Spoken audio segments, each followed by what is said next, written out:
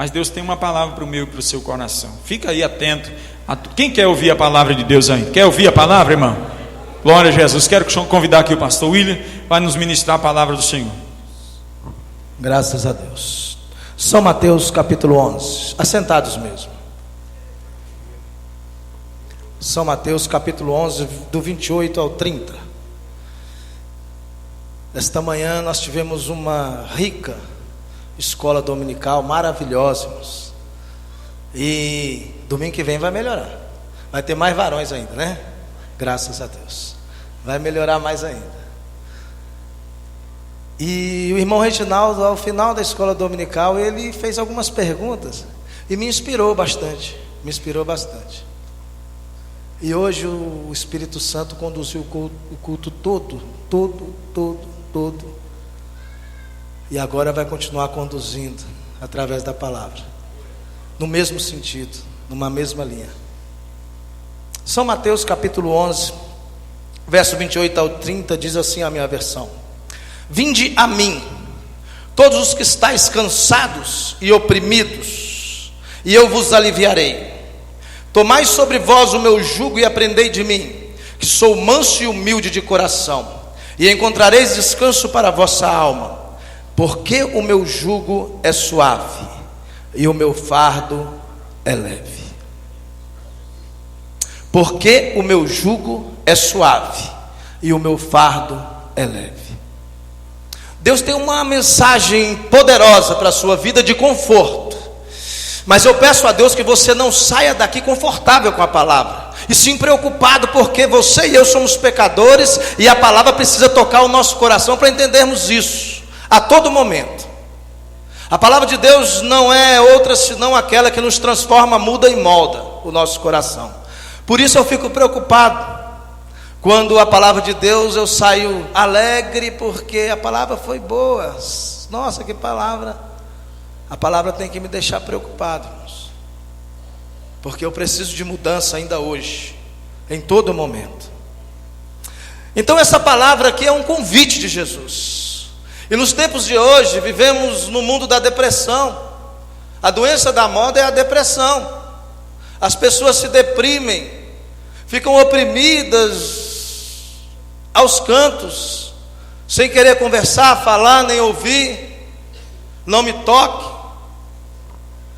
Mas é bom sabermos até onde Deus quer, através de Cristo Jesus, nos abençoar. Então eu abro esta mensagem entendendo, olha, é bom aqui, nós temos que entender uma coisa, na questão do sustento da nossa vida e das bênçãos que Deus tem para nós. Deus trata Israel e a igreja de formas diferentes. Deus trata Israel no Antigo Testamento e a igreja na Nova Aliança de forma diferente. A Israel Deus prometeu bênçãos materiais. Israel é o povo de Deus escolhido como povo de Deus nessa terra, pastor Jamilson. É a nação escolhida para esta terra.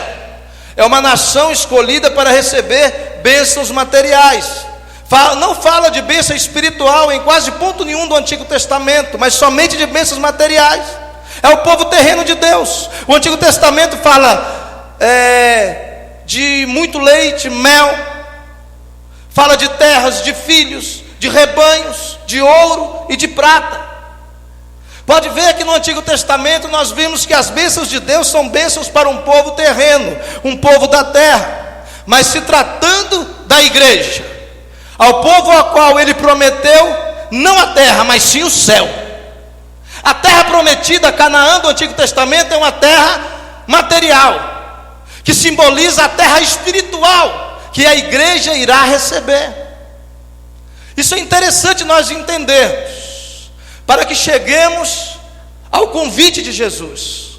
As pessoas que ficam preocupadas com a vida terrena e material precisam de um descanso em Jesus para entender que estamos no tempo da graça, e a promessa é céu, é espiritual, irmãos. Porque Deus às vezes não cumpre porque eu pedi para Ele um terreno, eu pedi um apartamento, eu pedi dinheiro, Deus não me deu. Se você não trabalhar, não vai ter mesmo. Deus não vai te dar, se você não se esforçar, porque a promessa dele é espiritual. Veja, Israel recebeu de Deus o que foi prometido. Diz assim, olha, Deus e o reino dele foi preparado desde a criação do mundo. Está lá em Mateus 25, 24. Para Israel, a igreja receberá o que foi preparado antes da fundação do mundo. Para Israel é desde a fundação, e para a igreja é antes da fundação. Diz assim em Efésios 1, 3 e 4: bendito o Deus Pai, nosso Senhor Jesus Cristo, a qual nos abençoou com todas as bênçãos espirituais nos lugares celestiais em Cristo, como também nos elegeu nele antes da fundação do mundo, para que fôssemos santos, irrepreensíveis diante dele, em amor. Essa é a promessa para mim e para você. Bênçãos espirituais sem medida, que foi nos prometida antes da fundação do mundo. A palavra de Deus, ela promete, irmãos, prosperidade material nessa terra, neste mundo. Mas antes ela diz: nada trouxemos para este mundo, e nada deles nós vamos levar. Nada. Irmão Reginaldo me inspirou esta palavra no meu coração esta manhã.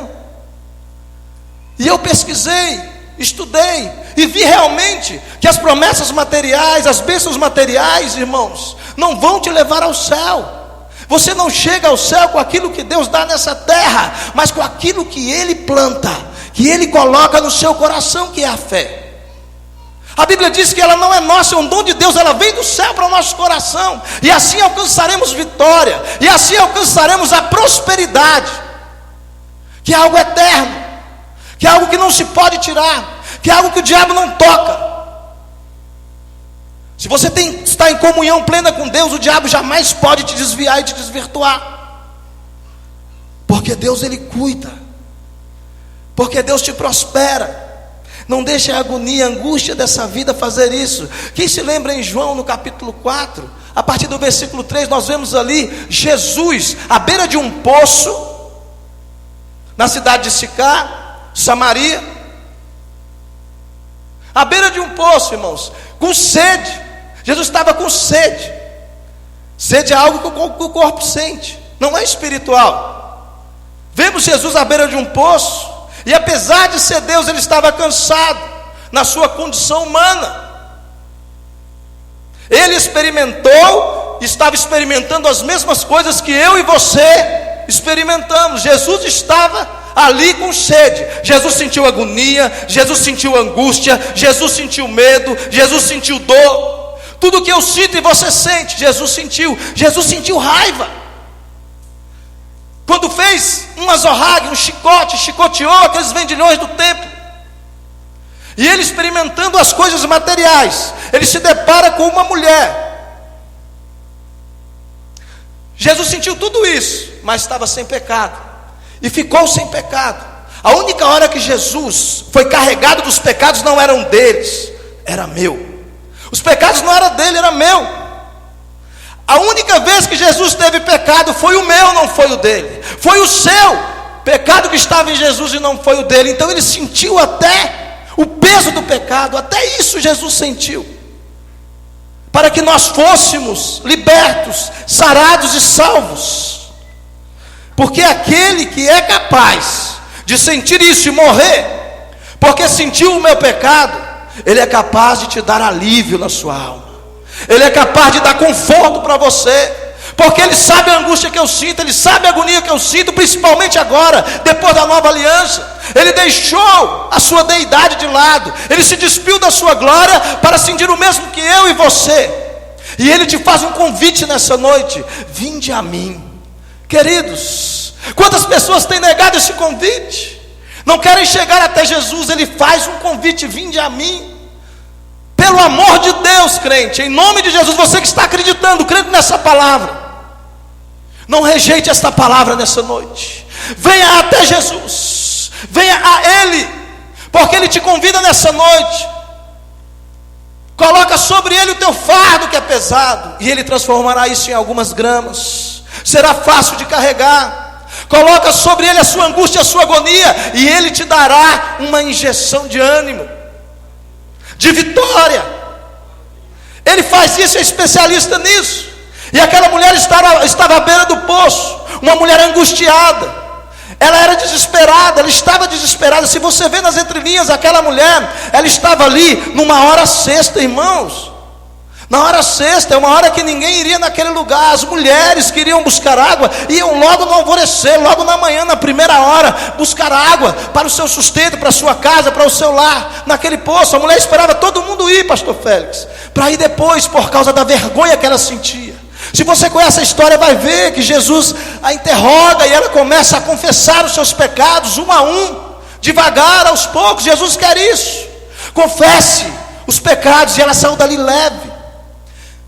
Jesus pediu para ela água, uma água terrena, uma água ali, que minava ali naquele poço, para que ele bebesse. E falou: se tu soubesse. E ela olhou para um simples judeu, e se soubesse que aquele simples judeu era ele, o criador do universo, o que criou aquela água e todas aquelas coisas materiais, ele que criou. Se soubesse, meu Deus, ela não teria pedido água para ele, uma água maravilhosa. Ele disse: olha, se tu soubesse, tu pediria uma água e nunca mais teria sede.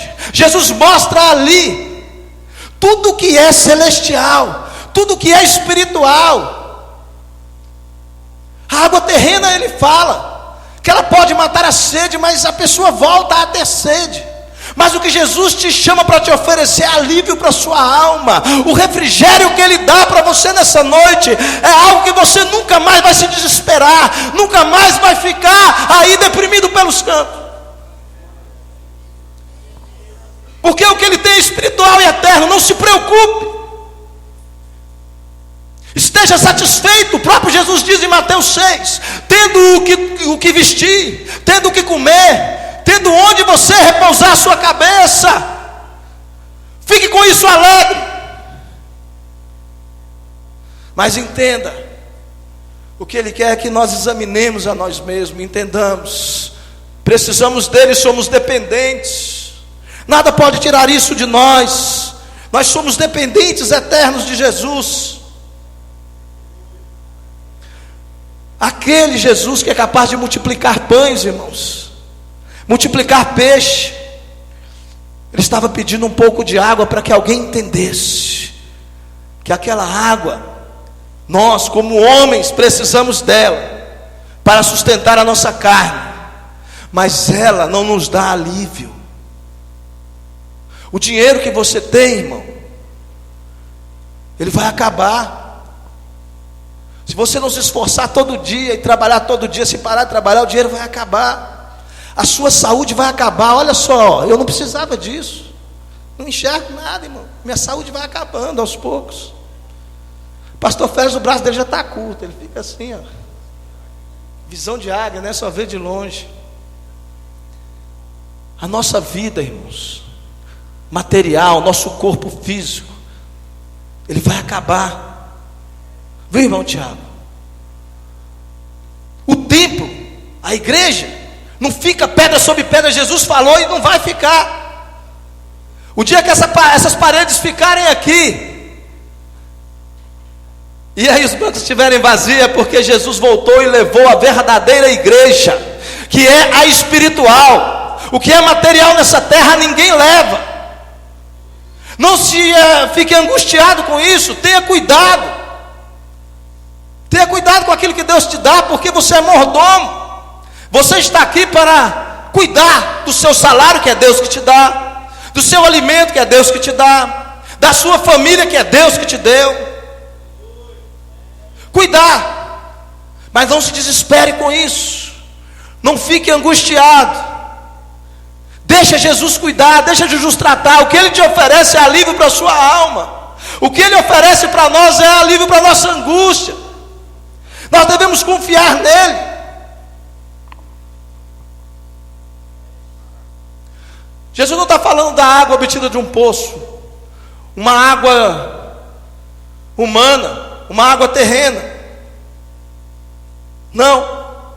Todo aquele que beber dessa água tornará a ter sede, mas aquele que beber da água que eu der, nunca terá sede. Pelo contrário, a água que eu der, fará nele uma fonte de água, que jorre para a vida eterna. Queridos, o que experimenta a água que Jesus oferece, nunca mais sai da presença dele. Mas tem que experimentar verdadeiramente. Não brinque de ser crente, não brinque de estar na igreja. Fique, experimente desta água, experimente verdadeiramente, conheça Jesus de fato. Eu vejo tantas pessoas dentro da casa de Deus. Tem até um Facebook, crente santão. Eu estava vendo aquilo, que são santão da igreja, irmão. Mas sai daqui do mesmo jeito. Não beberam da água que Jesus deu ainda.